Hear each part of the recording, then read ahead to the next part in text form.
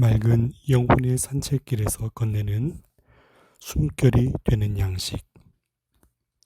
2020년 7월 1일 연중제 13주간 화요일에 띄워드립니다.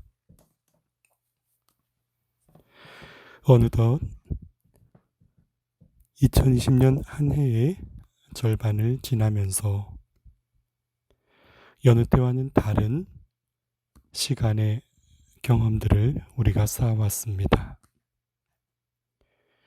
저마다의 삶의 모습 속에서 또 겪어온 의미가 다르긴 하겠지만 그 이전의 일상과는 참으로 다른 모습 속에 많은 것을 돌아보고 그래서 무엇을 찾아오고 채워왔는가에 대해서 저마다의 회한도 또 성찰도 또 심지어는 반성도 그리고 새로운 다짐도 더해가는 시기이리라 생각이 듭니다.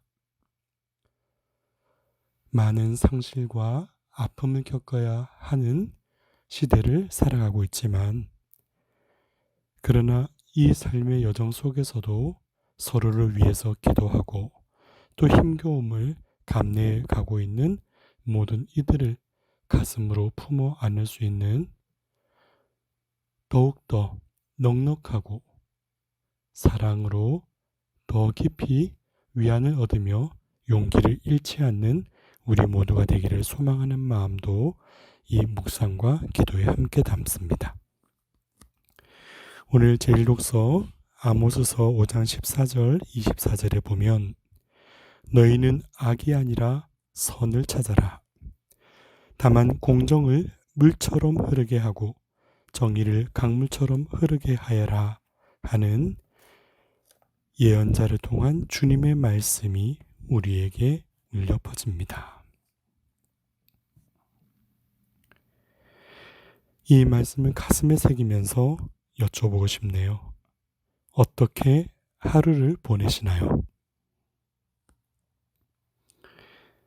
어쩌면 이 시기 분주함으로부터 삶의 고요함으로 돌아갔던 시간을 맞으신 분도 계실 테고 어려운 현실 속에서도 살아가야 하는 생계와 내 삶을 일궈야 하는 숙명 때문에 또 자유롭지 못하면서도 주변의 달라진 풍경을 받아들여야 하는 어려움의 시간을 겪어내시는 분들도 많으시리라 생각이 듭니다.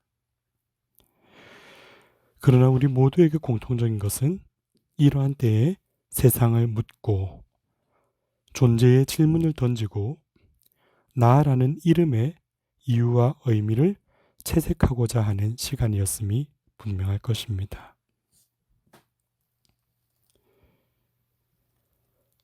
돌아보면 나의 외피를 겉보이는 껍데기를 돋보이게 하는 듯해도 결국은 그 모든 것이 무상함에 불과했구나 하고 느껴지는 부유함이나 분주함, 인간적인 뿌듯함 혹은 무언가를 하지 않으면 안 되는 불안감으로부터 이제 나를 놓아주는 연습도 해 나가야 되는 시기였구나 하는 것을 새겨봅니다. 오늘 아모스서 5장 21절에 나는 너희의 축제들을 싫어한다. 배척한다.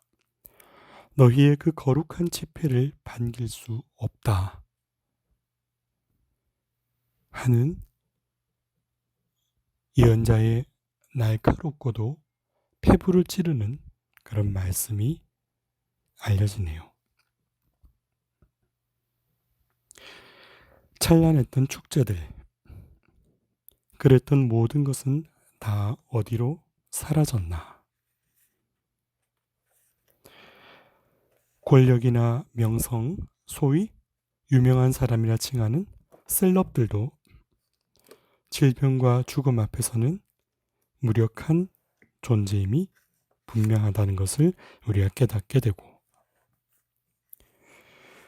또 하느님과 대화하고 바람과 구름도 빗줄기도 막는다며 예언자를 자처하던 이는 왜 정작 숱한 이들의 이별과 고통이 아프게 하는 이때는 침묵하는 걸까?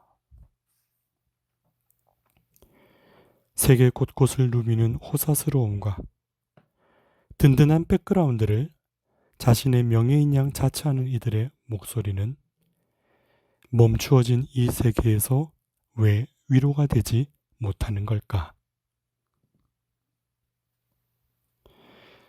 어쩌면 보이는 것을 찾아 움직이던 지구가 멈추니 하늘을 덮었던 뿌연 먼지와 짙은 공해스런 바람이 잦아들어 맑은 푸르름을 되찾듯 어쩌면 내 영혼도 그처럼 맑음을 찾아야겠지 하는 묵상이 찾아드는 즈음이지요. 하느님을 입술에 올리며 사랑합니다 하는 외침을 선포하면서도 정작 곁에 있는 사람을 사랑하기보다 세속의 방식으로 억압하는 아이러니를 주님이 반기지 않으신다.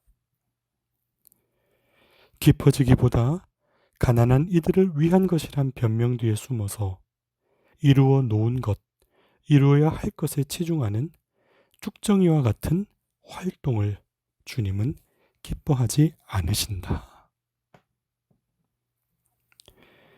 오히려 진정으로 내 안에 내가 만나는 이들 안에 하느님을 모실, 하느님이 숨 쉴 수 있는 자리를 얼마나 어떻게 마련해 주었는가 하는 질문이 더 소중하게 다가옵니다. 오늘 마테오복음 8장 28절 29절에 보면 마귀 들린 사람이 주님께 이렇게 이야기를 건네죠.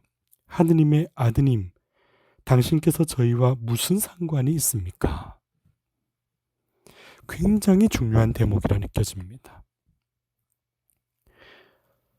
마귀란 우리가 번역할 때 사탄이라고도 번역하고, 사탄은 그 의미가 스캔들이라고 제가 설명드렸던 강론이 있었어요. 스캔들, 걸림돌이란 뜻이죠. 하느님께로 나아가는 데 있어서 내 영혼이 걸려 넘어지게 하는 유혹들. 그 중에 가장 큰 것이 바로 그거예요. 주님 한다고 다 하느님 나라에 들어가는 것이 아니다 하셨죠. 주님께서는. 오히려 그 말씀을 받아 믿고 실천하는 사람이 아버지의 나라에 들어간다.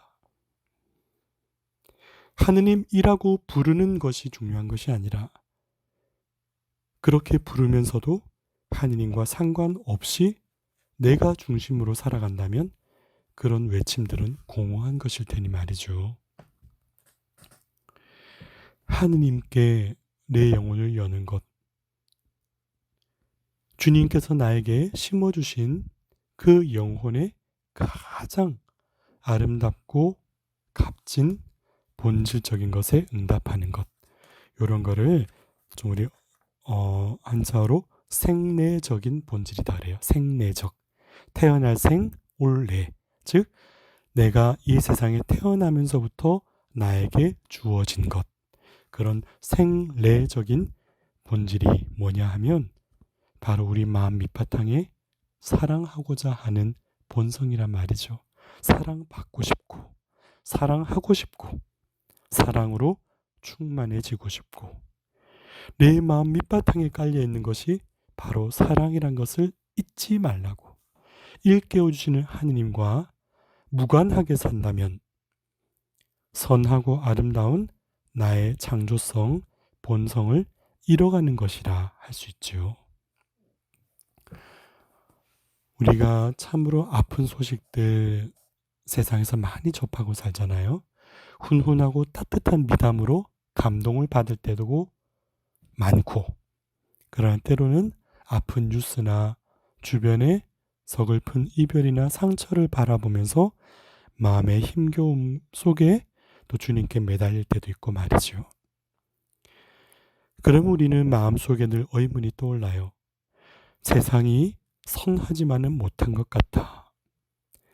때로는 악으로 기울어지는 듯한 모습을 보일 때 그것이 대체 왜 그런 것입니까? 하는 질문을 품게 되죠. 하느님은 분명 전선하신데 온전히 선하신 하느님께서 창조하신 이 세상에 악이 웬 말입니까? 그런데 악의 본질은 악이 창조된 것이 아니라 오히려 우리가 선한 나의 본성에 마음을 열고 나 자신의 아름다움을 잊어버린 채 살아가는 결과가 악이라 볼 수 있는 것이겠죠. 더 사랑할 수 있는데 사랑하지 않는 것.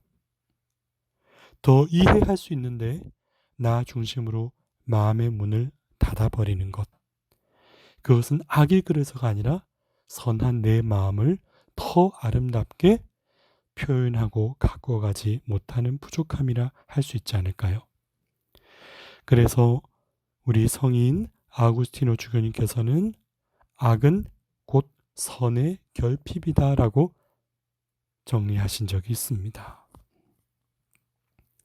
오늘 복음 마태복음 8장 32절에 보면 그 악은 하느님의 자녀인 나에게가 아니라 저 돼지들 속에나 어울리는 것이라고 주님께서 명령하시고 그렇게 진정한 내 본성이 어디에 있어야 하는가를 밝혀주고 계시는 대목을 봅니다.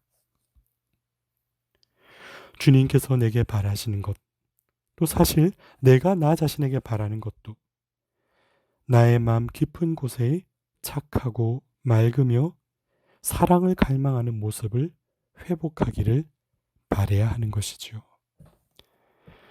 저는 그렇게 믿습니다. 누구나 악하고자 해서 악하게 된 사람은 없다. 어느 드라마 대사 중에 그런 부분이 나오죠. 사람은 그러려고 해서가 아니라 그럴 수밖에 없게 되어서 그렇게 된 것이다. 가장 수긍할 만한 말이면서도 어떤 면에서 가장 아픈 말이기도 해요. 또 가장 아픈 말이면서도 가장 희망적인 말이기도 해요. 내가 사랑할 수밖에 없는 사람이라는 걸 깨닫고 변화되는 순간 나는 하느님의 사랑일 수밖에 없는 사람이기도 한 거니까요. 일찍이 헤르만 헤세는 시타르타라는 소설을 쓴 적이 있습니다. 저는 그 책을 읽으면서 참 많은 움직임을 느꼈는데요. 이 내용은 석가모니라고 우리가 읽는 그 부처의 원래 이름이 고타마 시타르타였죠. 그 이름을 따서 석가모니가 진리를 깨닫고 그것을 찾아가는 여정을 소설의 주인공인 젊은 시타르타의 행복을 찾는 과정에 비유하여 그 발자취를 따라가는 글들이었습니다. 비록 우리 신앙적 차이는 좀 있다 하더라도 거기에 담겨있는 한 대목은 충분히 다시금 곱씹어 볼 만한 내용이었지요. 어쩌면 그 젊은이는 부유함 속에서도 행복을 찾고자 했고 때론 참된 행복이 어디 있나 지식을 파고들기도 했고 끝없는 쾌락에 자신의 몸과 마음을 망가뜨리기도 했고 명예로움과 권력으로 사람들을 아프게도 해봤어요. 근데 어떤 것에도 행복을 얻지 못해서 그 허무함의 끝을 견디다 못해 저 강변에 다다랐을 때 어느 사공이 이렇게 말을 건네지요. 저 강물의 소리에 귀를 기울여 보십시오. 그 대목 속에 헤르만헤세는 이렇게 써 내려가고 있었습니다. 그는 강으로부터 경청하는 법, 그러니까 고요한 마음으로 기다리는 영혼, 활짝 열린 영혼으로 격정도, 소원도, 판단도, 견해도 없이 귀 기울여 듣는 것을 배웠다.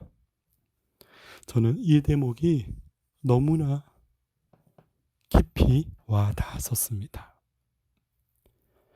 말 없이 흐르는 듯한 그 고요한 강물 아래에서 경청하는 법, 고요한 마음으로 내 영혼 깊은 곳을 들여다보는 법, 그제서야 활짝 열린 영혼으로 내 마음을 사로잡던 격정으로부터도 자유로워지고 이루지 못해 늘 불안하게 시달리게 하던 소원으로부터도 멀어지고 나를 어지럽게 하던 판단으로부터도 해방을 얻고 수없는 갈림길 속에 어려움을 겪게 하던 견해로부터도 내가 조금 더 거리를 둘 수 있는 법. 우리에게는 그 안에서 영혼 깊은 곳에 고요하게 속삭이시는 하느님의 목소리를 들을 수 있도록 초대된 사람들임이 분명하기 때문입니다.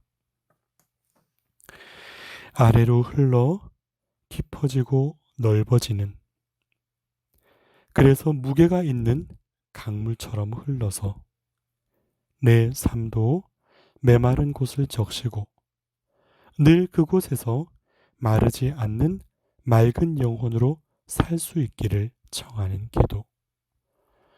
이 끝을 헤아리기 어려운 시대를 우리가 겪어가지만, 그러나 내 생이 언젠가 그 숨결이 멎는 그 자리에서도 내가 올곧은 지향과 선한 마음으로 이루고자 하는 그 영향력이 서로에게 위안이 되고 삶의 소중한 순간들을 놓치지 않고 하느님 안에 발돋움을 해나갈 수 있는 참된 아름다움을 채워갈 수 있기를 기도하는 마음 여러분께도 전해드리고 싶습니다. 그러므로 다시금 제1독서의 말씀을 되새겨 볼까요? 아모스서 8장 24절, 공정을 물처럼 흐르게 하고 정의를 강물처럼 흐르게 하여라. 오늘 내가 사랑하는 이들, 또 내가 염려하는 이들을 위해서 전해드리는 기도도 그러한 몫에 흐르는 강물이 되어 그 기도의 대상이 되는 이의 영혼도 적셔줄 것입니다. 내가 힘겨웠지만 버텨냈던 오늘 하루를 통해 나의 값진 사랑의 그 영향력이 세상을 나 하나만큼은 더 아름답게 칠해가는데 소중한 재료로 쓰일 것입니다. 오늘도 이 맑은 영혼의 산책길 위에서 숨결이 되는 양식이 되기를 이 말씀 한 자락을 여러분 영혼 가운데에 띄워드립니다.